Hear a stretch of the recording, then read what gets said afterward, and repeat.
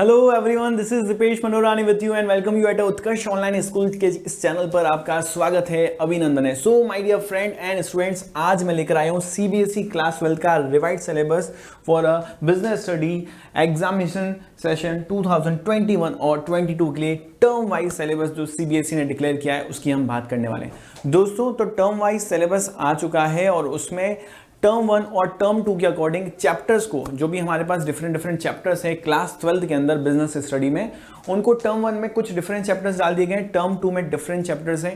Term 1 में MCQ based है as you all know, और टर्म 2 के अंदर डिस्क्रिप्टिव बेस्ड है। तो टर्म 1 में कौन कौन से चैप्टर्स हैं जिसमें से एमसीक्यू के क्वेश्चन बनेंगे, और टर्म 2 में कौन से चैप्टर्स हैं जिसमें डिस्क्रिप्टिव क्वेश्चंस है ना, डिस्क्रिप्टिव क्वेश्चन के आंसर देने पड़ेंगे। तो दोस्तों स्टार्ट करते हैं जर्नी हमारी, आगे लेके चलते हैं। टर्म 1 की बात करते हैं। टर्म 1 मतलब कि एमसीक्यू के क्वेश्चंस यहां पर पूछे जाएंगे और यहां पर जो टाइमिंग होगा आपका 90 मिनट्स का होगा। कितना? 90 मिनट्स का। मतलब कि आपका जो एग्जाम होगा वो 90 मिनट्स का होने वाला है, 90 मिनट्स का होने वाला है, 1 आवर एंड 30 मिनट्स। ओके, तो टर्म 1 में कौन कौन से चैप्टर्स हैं, लेट्स सी।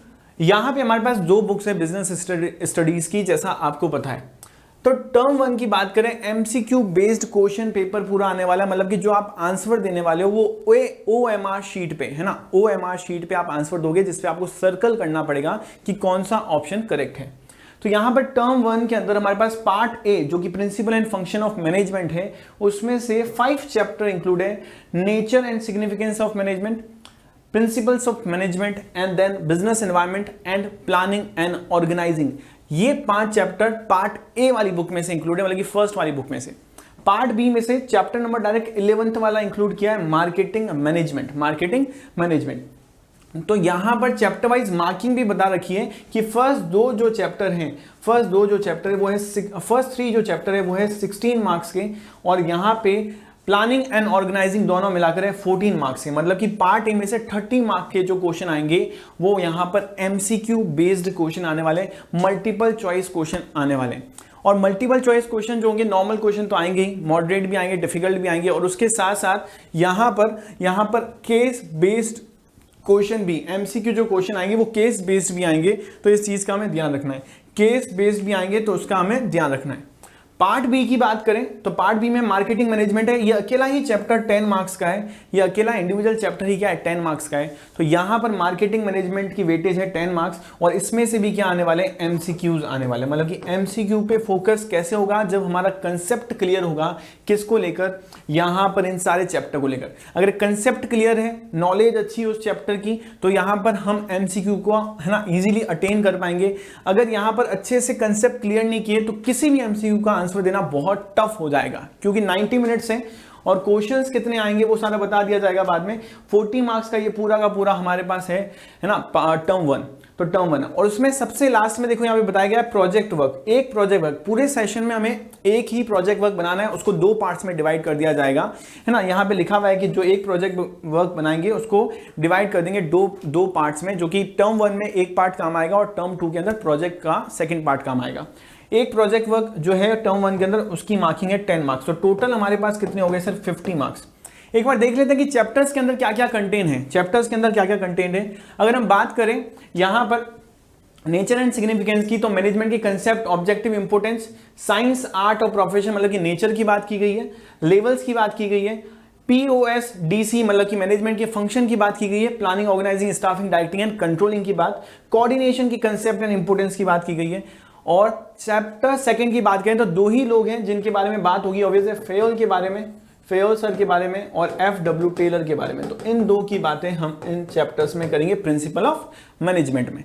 बात करते हैं चैप्टर नंबर 3 की, तो बिजनेस एनवायरनमेंट। तो बिजनेस एनवायरनमेंट का कंसेप्ट और उसकी इंपोर्टेंस, डायमेंशन जो होते हैं, मतलब कि डिफरेंट टाइप के जो बिजनेस एनवायरनमेंट है, सोशल, टेक्नोलॉजिकल, पॉलिटिकल, इकोनॉमिकल, है ना, ये लीगल, ये जितने भी बिजनेस एनवायरनमेंट है इसकी बात भी करने वाले हैं। और ये एक तरीके से इंपॉर्टेंट पोर्शन में से एक है, इसमें से क्वेश्चन आ सकते हैं एमसीक्यूज के ज्यादा। बात करते हैं प्लानिंग की और ऑर्गेनाइजिंग की। तो प्लानिंग में तो उसका कंसेप्ट और प्लानिंग का जो प्रोसेस है उस पर लगा दो IMP, मतलब कि मैं भी कौन हूं, इंपोर्टेंट हूं। और ऑर्गेनाइजिंग की बात करें तो उसके कंसेप्ट के, उसके प्रोसेस और ऑर्गेनाइजेशन में सबसे ज्यादा इंपोर्टेंट है उसका स्ट्रक्चर और डिसेंट्रलाइजेशन का कंसेप्ट। तो ये दोनों चीज भी क्या है, IMP है अकॉर्डिंग टू मी, मतलब कि सभी इंपॉर्टेंट है, ऑब्वियसली एमसीक्यू बेस्ड आ सकते हैं किसी में से भी, बट अकॉर्डिंग टू मी मैंने कुछ चीजें बता दी जिसपे हम थोड़ा और ज्यादा फोकस देखेंगे तो मार्क्स और अच्छे आ जाएंगे। तो ये तो पार्ट 1 के चैप्टर्स थे।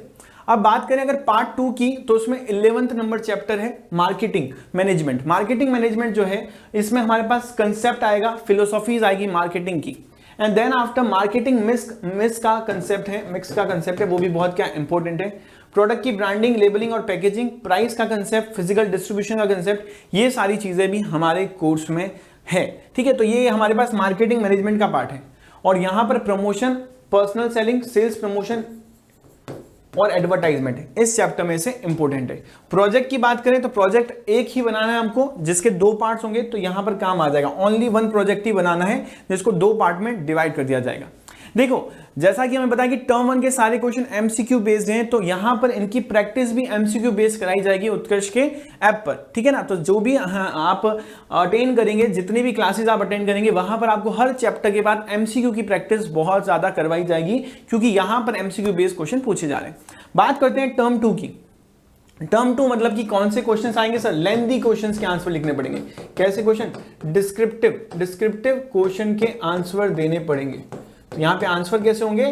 1 है ना, यहां पे आंसर कोई ऑप्शंस में से नहीं होंगे, यहां पर आंसर हमको लिखने पड़ेंगे, मेहनत करनी पड़ेगी, ध्यान रखना। तो यहां पर टर्म 2 में क्या सिलेबस है, लेट्स सी।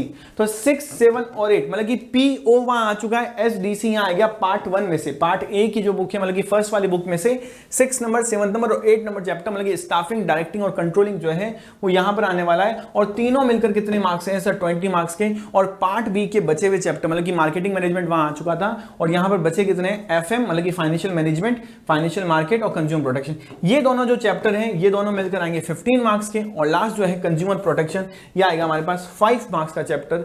तो यहां पे हो गया हमारे पास टोटल कितने? 20 + 20 40। और मैंने बोला कि प्रोजेक्ट का यहां पर सेकंड पार्ट आ जाएगा, एक ही प्रोजेक्ट के 2 पार्ट होंगे, तो टोटल हो गए यहां पर 50। तो 50 + 50 100 मार्क्स।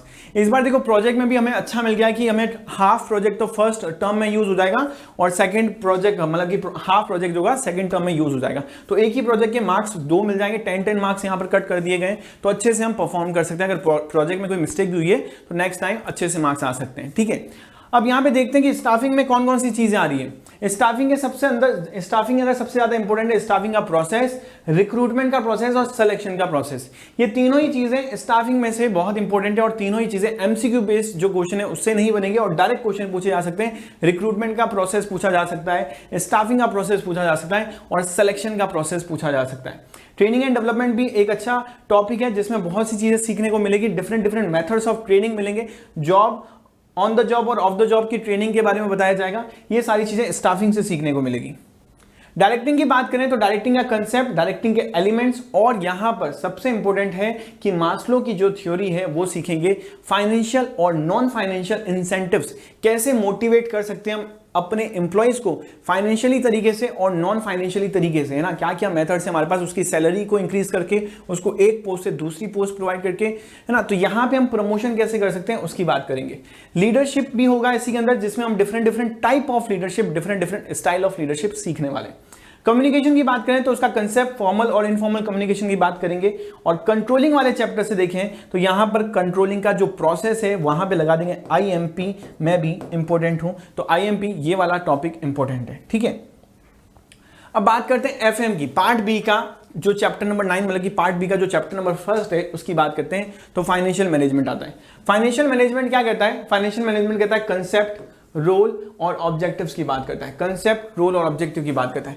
फाइनेंशियल डिसीजन क्या कहता है? इन्वेस्टमेंट की, मतलब कि कैसे डिसीजन लिया जाएगा, investment decision, dividend decision, capital decision, ये सब कुछ लिए जाएंगे। Financial planning, capital structure, fix और वर्किंग कैपिटल का पूरा कंसेप्ट और उसकी रिक्वायरमेंट के बारे में समझेंगे एफएम में। बहुत ही नॉलेजेबल, बहुत ही अच्छा चैप्टर है, इसलिए सीबीएसई ने इसको डिस्क्रिप्टिव में डाला है, क्योंकि बच्चे पूरा का पूरा पढ़ें इस चैप्टर को और नॉलेज गेन करें।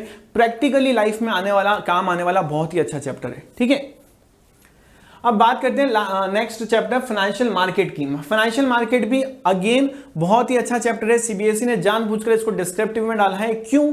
क्योंकि यहां पे ये चैप्टर भी आपको बहुत ज्यादा प्रैक्टिकल नॉलेज प्रोवाइड करने वाला है रिलेटेड टू सिक्योरिटीज मार्केट और फाइनेंशियल मार्केट।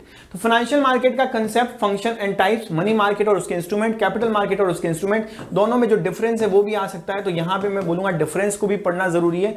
स्टॉक एक्सचेंज के मीनिंग, फंक्शन और ट्रेडिंग का प्रोसीजर की डीमेट अकाउंट का जो प्रोसीजर होगा, यहां पर डीमेट अकाउंट का जो प्रोसीजर होगा उसके बारे में बात करेंगे। और यहां पर सेबी की भी बात की जाएगी। सेबी कौन है? Securities exchange board of India, securities and exchange board of India की भी बात की जाएगी, उसके ऑब्जेक्टिव, उसके फंक्शन की बात। तो यह है चैप्टर 10।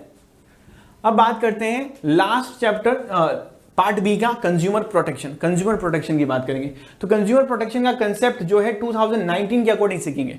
19 के अकॉर्डिंग हम सीखने वाले हैं। मीनिंग ऑफ कंज्यूमर क्या है, उसके राइट्स क्या है ना, कौन कंप्लेंट फाइल कर सकता है, रीएड्रेसल किस किस को मिलेगी, ग्रीवियंसेस होगी तो उसके लिए कंप्लेंट कहां फाइल करनी है, कहां पर कितना हमारे पास क्या होगा, हमारे पास लिमिट होगी कंप्लेंट फाइल करने की, डिस्ट्रिक्ट नॉर्म्स में, डिस्ट्रिक्ट फॉर्म के अंदर, स्टेट फॉर्म के अंदर, या फिर सुप्रीम कोर्ट में, तो कैसे कंप्लेंट फाइल की जाएगी, वो सब कुछ इसमें पढ़ने वाला है। और उसके बाद जो है प्रोजेक्ट का जो सेकंड पार्ट होगा वो यहां पर यूज लिया जाएगा, दोस्तों। तो यहां पे हो गए हमारे पास पार्ट 1, मतलब कि टर्म 1 और टर्म 2 की सारी बातें। टर्म 1 एमसीक्यू बेस्ड 90 मार्क्स, ये है कितने सर, ये है हमारे पास 2 hours and 30 minutes का, मतलब कि 2 घंटे और 30 मिनट का, वो है 1 hour और 30 मिनट्स का हमारे पास टर्म 1। तो टाइमिंग हो गया, कितने चैप्टर में कितने मार्क्स आने वाले वो भी हो गया, किस चैप्टर का कितना वेटेज है वो हो गया, एमसीक्यू बेस कौन से चैप्टर आ रहे हैं, डिस्क्रिप्टिव बेस कौन से चैप्टर आ रहे हैं, वो भी सब हमने फिक्स कर लिया। तो दोस्तों यहां पर अच्छे से बस पढ़ाई करें और मस्त तरीके से हम क्या करेंगे, प्रिपरेशन करेंगे। Till then what you have to do, you just have to take care of yourself, take care of your parents and take care. Bye bye, thank you.